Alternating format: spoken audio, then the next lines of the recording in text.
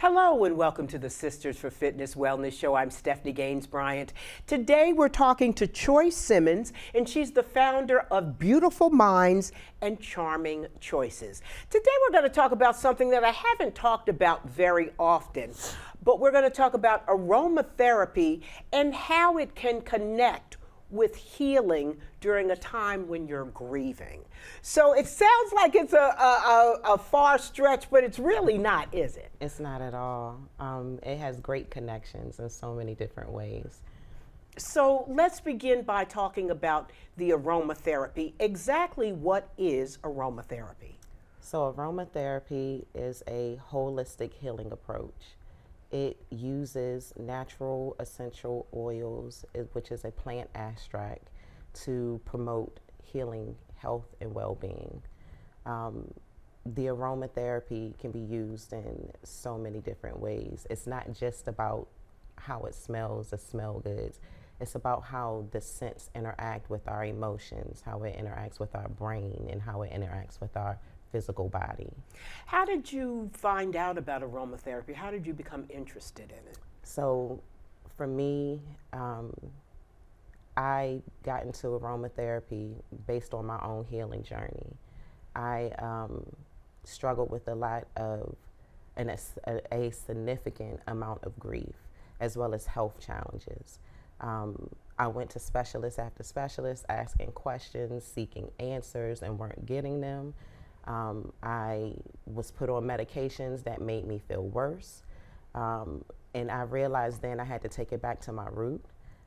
In my culture, in my Caribbean culture, as well as my Southern culture, where we used the earth, the natural things that we grew from the earth for healing. I can remember my grandfather, who's Caribbean, who will say, just drink that bush tea. And it's just a collective of leaves and herbs that you blend and that you boil together, and it helps to promote healing. Or we can think about how castor oil is used for everything. And castor oil is a seed that is pressed and that removes the oil from the seed that we use to help promote health and well-being. So tell me, what type of symptoms were you having? What were you going through emotionally that was causing this? So due to my grief, there was a lot of mental and there was a lot of physical symptoms that I was having. And I didn't realize what it was that I was dealing with. Like I said, I went to doctor after doctor and received no answers for anything that I was dealing with. I had digestive issues. I had headaches, anxiousness, the stress that I was carrying within my body, and not being able to hold down foods. Again, medications that made me feel worse, and just it increased over time. And a lot of it increased over time because I ignored it over time, and it just became worse. Was this as a result of something happening in your life? Yes, most definitely. So I lost my mom at a young age. And when she passed away, I jumped into the role of taking care of my younger brother, who was 8 at the time. I was 21 when she passed, and so I had no clue what I was doing. I was grieving, but not grieving, because I felt like I needed to be strong. I had to hold it together for my younger brother. And I just took on so much, and I ignored all the signs of grief, all the signs of the stress and the weight of the world that I was carrying, taking care of other people, but not taking care of myself. Was there a incident that was the point where you said, hey, I've got to do something else? So I can remember, excuse me, just feeling horrible. When I would walk, I would be out of breath, just dizzy when I stood up. Again, I couldn't eat foods that I wasn't able to hold down.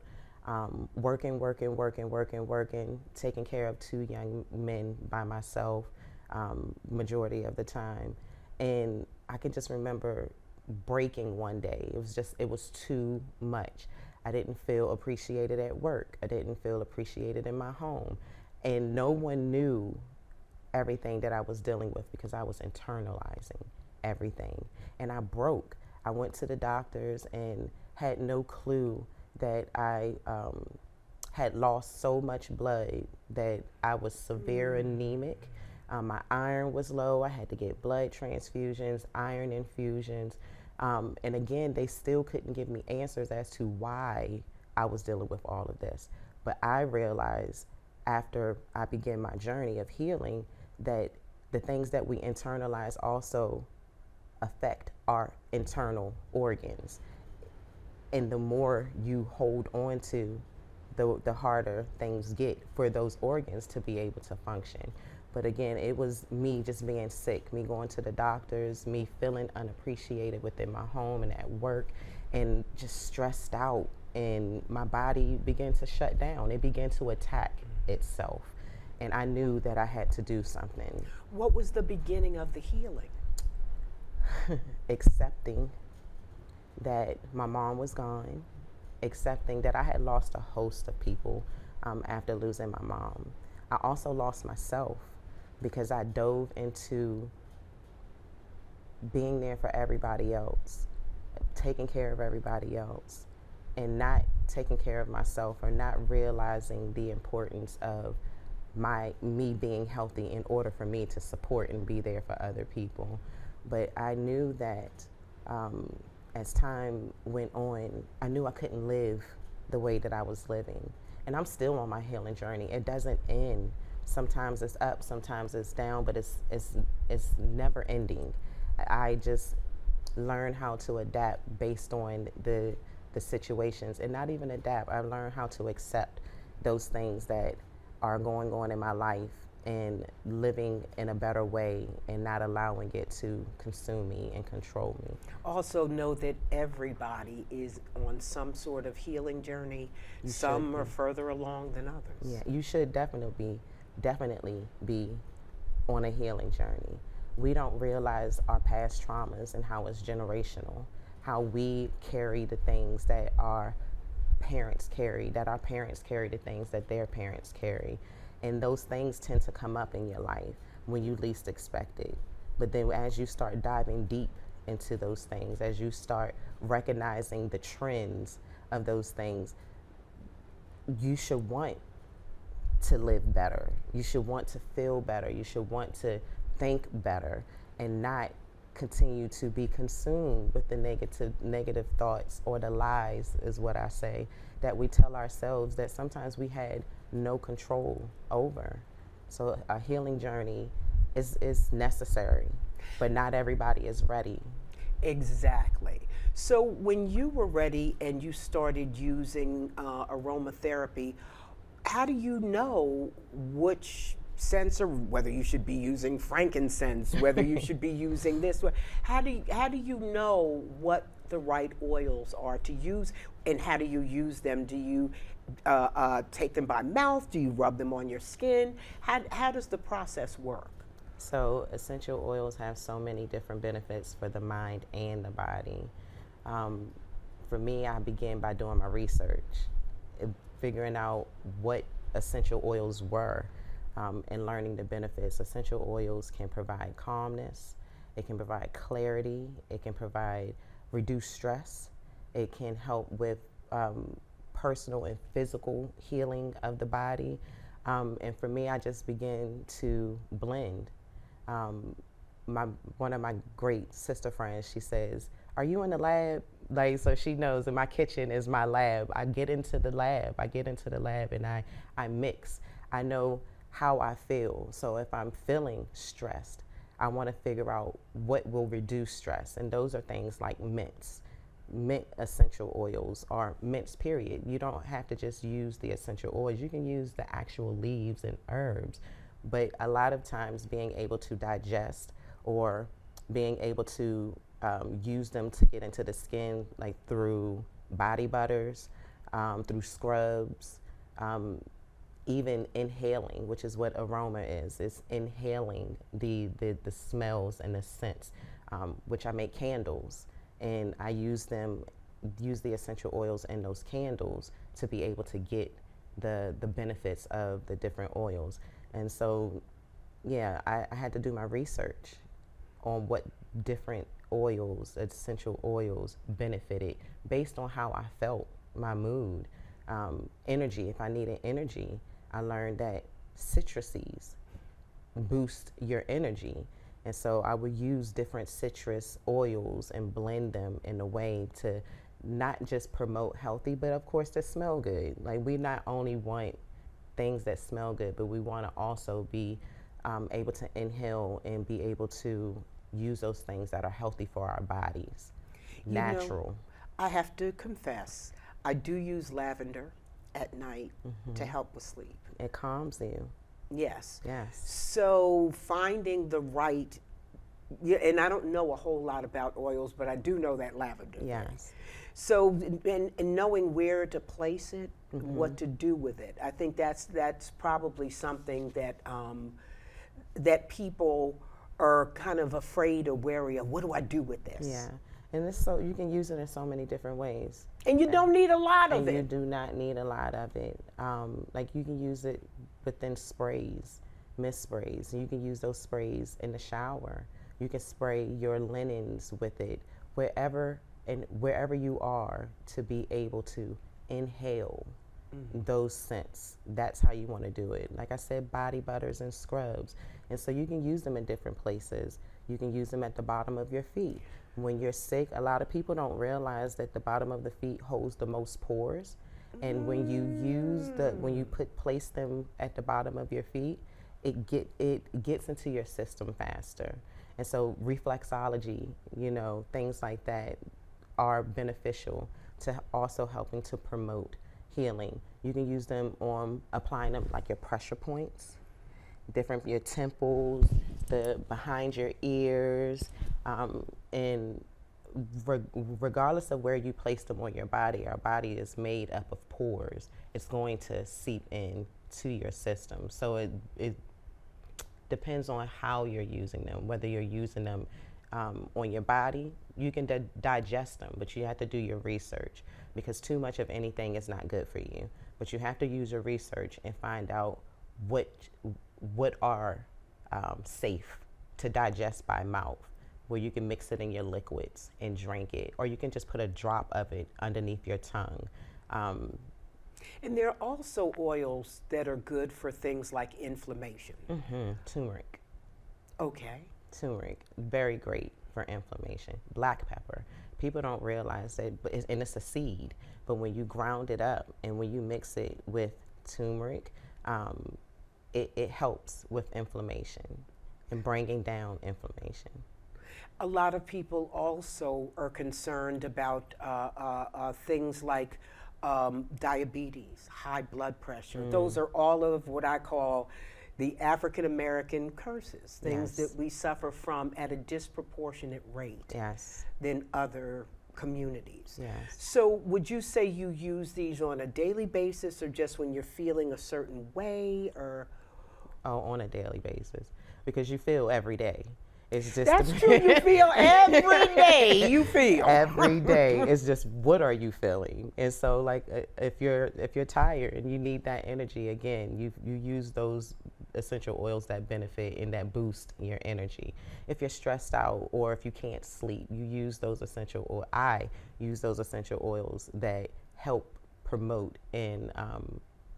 those healthy healings of my body. I use them every day. When it comes to grief, what stages should you be looking at? What are you going through? A lot of people don't recognize, like you were saying, that you didn't really recognize that you were still grieving.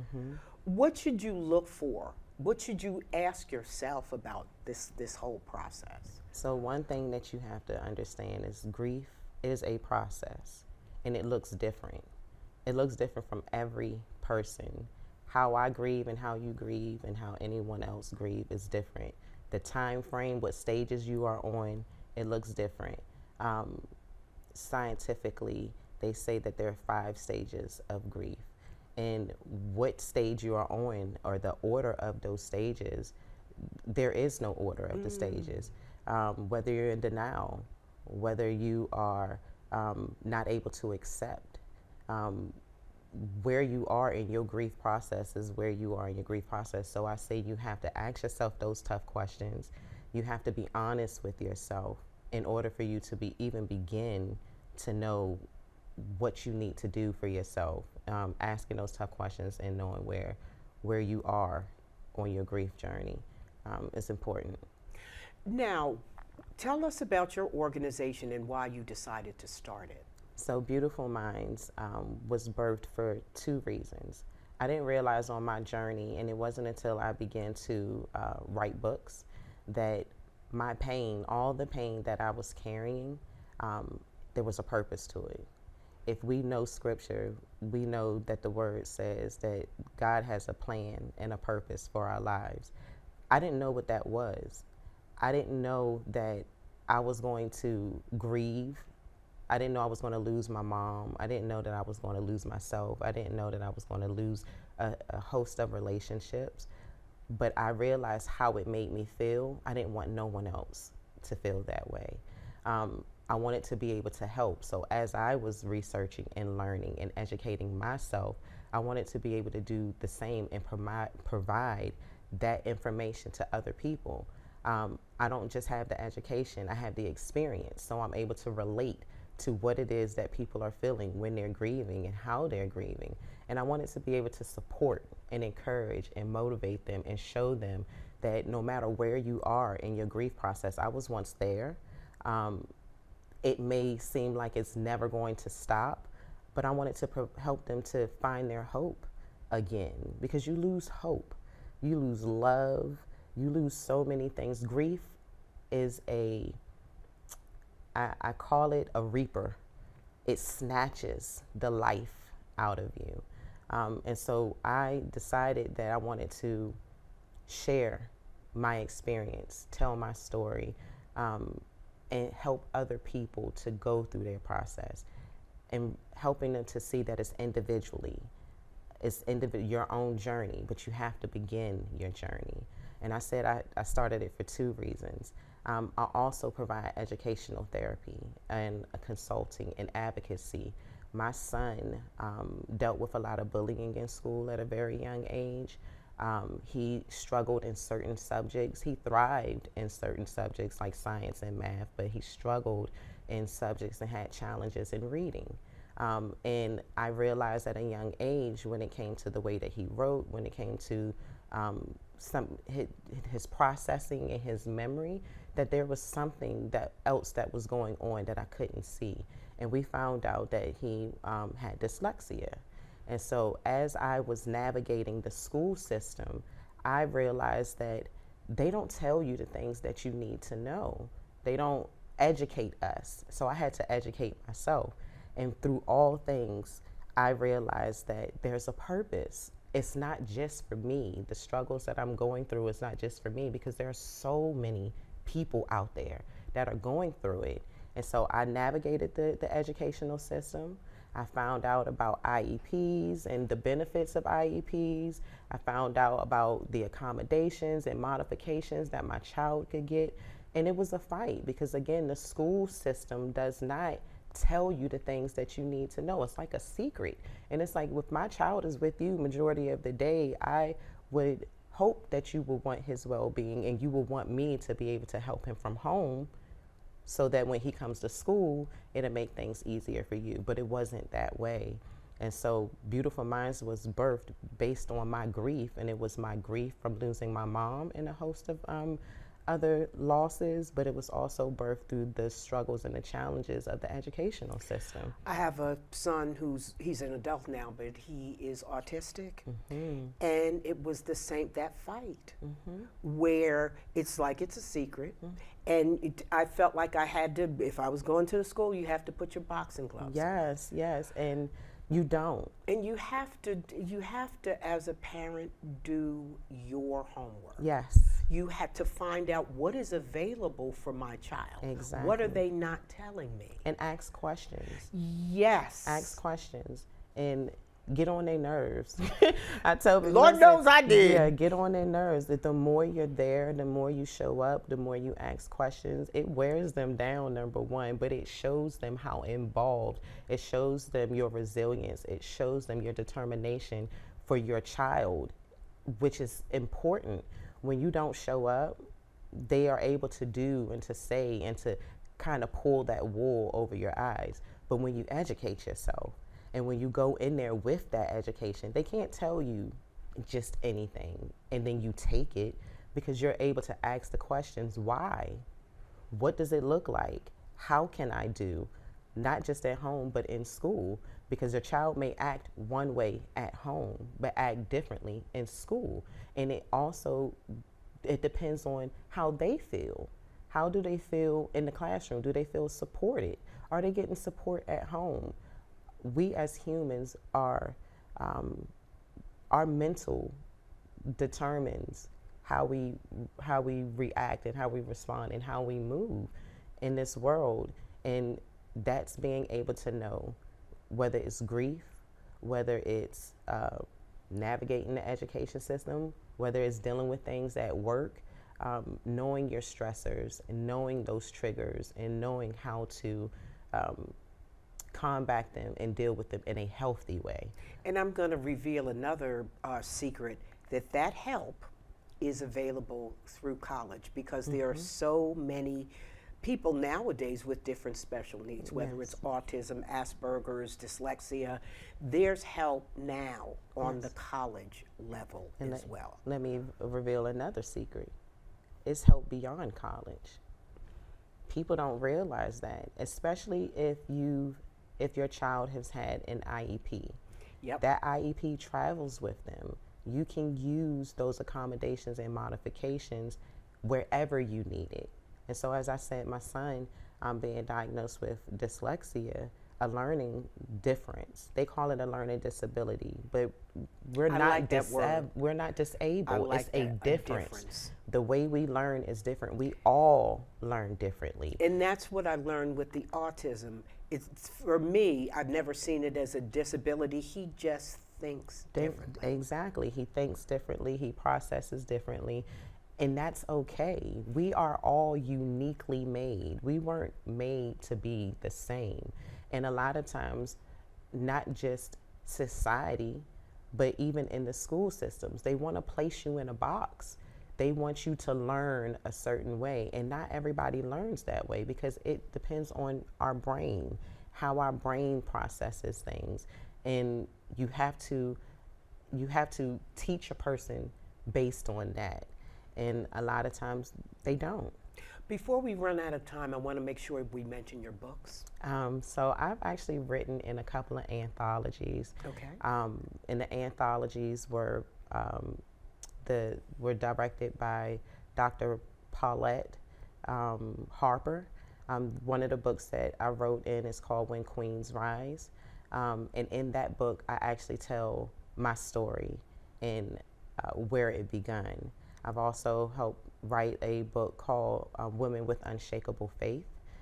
In that book, it kind of takes on a little bit more of the journey of my grief and raising how I raised my kids and what it looked like as I was going through my own grieving process.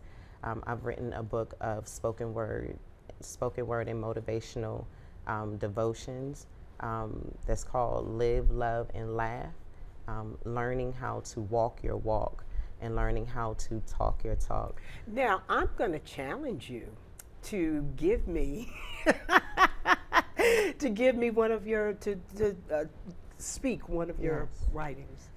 Do you need your phone, or do you need? I do. Okay, so we're going to take a brief pause. You're going to get your phone, and you're going to give us one of your spoken word pieces. Of course. I know you're going through a lot.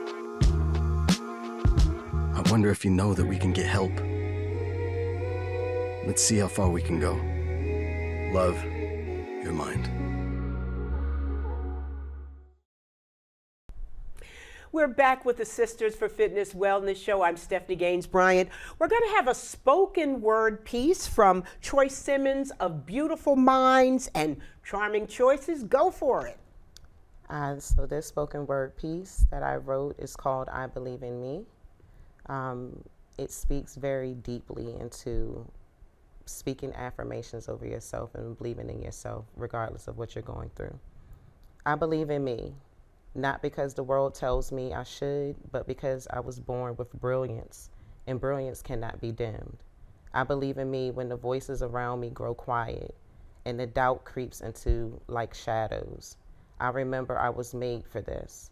I believe in me because I walk with legacy in my steps and strength in my spine. I was never made to shrink. I believe in me for my child to see what's possible, for my dreams to take root and grow, for the little girl in me to see and to still hold on. I believe in me. So hold your head up high, heart opens wide, no room to doubt, only destinies. And always remember to believe in you because I believe in me. Beautiful. Now, I want to wrap up the show with talking about the fact that we all have doubts. Even if you feel like you're on the path, there sometimes comes a time when you say, is this really what I'm supposed to be doing? Is this really what I want? Do you ever have doubts? All the time. I realize that doubts, they are joy takers. And it all starts with the way that you think. And we have to remind ourselves of who we are. But the doubts sometimes for me, they take over. They make me feel like I'm not worthy, that I'm not capable, but I am. And I have to remind myself by speaking affirmations over myself that I am. I'm not what I think unless those thoughts are positive. And if I don't feel or think a certain way, I can speak those things over me. I can encourage me through the power of my words, and not the negative words, but the positive words. And positive affirmations are so absolutely important. Yes. And when you're saying them at first, if you're not used to doing them and you're saying something into the mirror, it may seem silly at first, it may feel silly at first, but it works. It is for real. Yes, because the more that you speak it, the more you'll begin to believe it. And affirmations are not just because that's what you think. It is to help you to get to that place, to remove the self-doubt, to remove the self-hate, and to speak life. And the more you speak it, then you begin to believe it, and then it reflects on how we carry ourselves. And so, yes, I speak affirmations over myself daily.